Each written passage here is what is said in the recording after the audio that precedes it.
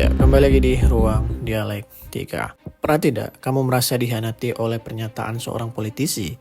Dulu saat kampanye, dia lantang menolak sebuah kebijakan.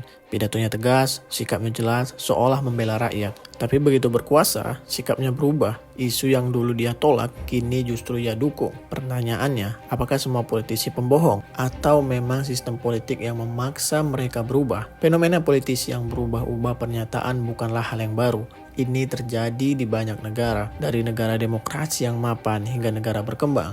Dalam ilmu politik dan komunikasi, perubahan sikap tidak selalu sesederhana ingkar janji. Ada banyak faktor kekuasaan, kepentingan, tekanan, dan realitas birokrasi yang sering tidak terlihat publik. Maka dari itu, mari kita diskusikan mengapa banyak para politisi yang sikapnya berubah-ubah.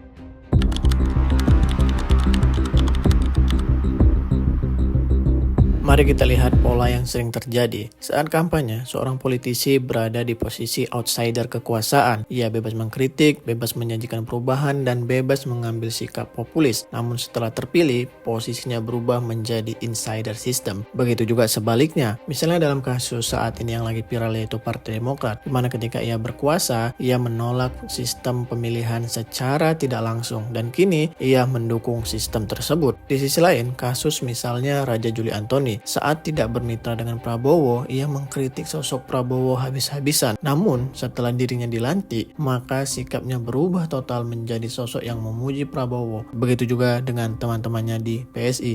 Apakah hal ini salah? Ya tentu, dalam konteks politik itu menjadi hal yang lumrah. Namun, kita bisa menilai sebagai masyarakat sejauh mana para politisi mementingkan rakyat daripada kepentingan pribadinya atau kelompoknya. Misalnya juga sosok Presiden Prabowo. Dulu ketika di luar kekuasaan mengkritik bagaimana kebijakan pemerintahan, bahkan meramalkan Indonesia bakal bubar. Namun ketika berkuasa, semuanya berubah karena banyak hal yang harus dipertimbangkan sebagai insider. Di titik ini, ia harus bernegosiasi dengan para pendukung, menghadapi elit politik dan birokrasi, menyesuaikan kebijakan dengan anggaran negara, dan menghadapi tekanan investor, lembaga internasional, dan kepentingan global. Isu yang dulu terlihat sederhana, kini menjadi kompleks dan penuh kompromi.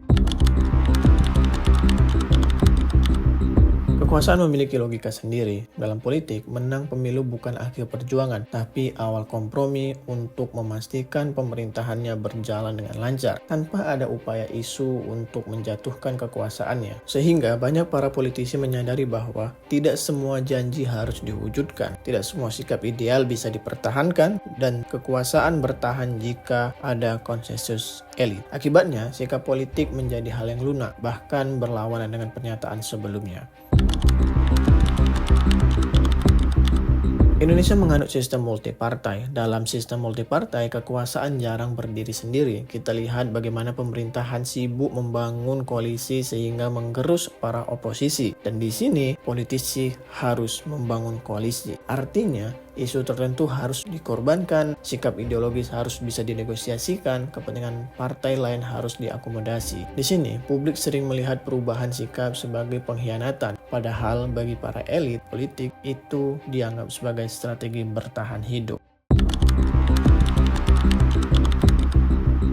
Saat kampanye, pernyataan politisi sering dirancang untuk menarik emosi, bukan solusi teknis. Bahasanya sederhana, hitam putih, dan mudah viral. Namun, ketika berkuasa, bahasa politik dirubah menjadi lebih teknokratis, lebih diplomatis, dan lebih berhati-hati. Perubahan gaya komunikasi ini sering dianggap sebagai perubahan sikap, padahal yang berubah adalah gaya bahasanya. Contohnya, dulu saat kampanye makan siang gratis, namun kini menjadi makan bergizi gratis, yang memiliki framing berbeda walaupun intinya tetap sama. Ya, begitulah komunikasi politik bekerja.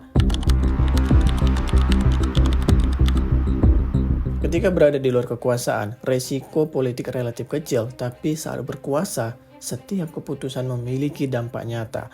Salah langkah sedikit bisa memicu krisis ekonomi, menurunkan kepercayaan publik, mengancam stabilitas politik, bahkan misalnya seperti kasus kericuhan Agustus 2025 lalu yang membuat stabilitas sosial terganggu. Maka banyak politisi memilih langkah aman meski bertentangan dengan sikap masa lalu, dan hal ini harus dijaga betul-betul. Bagi politisi, saat menjabat stabilitas adalah harga mati yang harus selalu diamankan. Jadi, apakah politisi yang berubah sikap selalu salah? Menurut saya, tidak selalu, namun publik berhak kritis. Perubahan sikap bisa dimaklumi jika disertai dengan penjelasan yang jujur, transparansi alasan, konsisten nilai meski kebijakan berubah. Karena dalam demokrasi yang berbahaya bukan politisi yang berubah pikiran, melainkan politisi yang berubah tanpa penjelasan. Dari tim Kebetulan Sarjana, pamit undur diri, see you next time.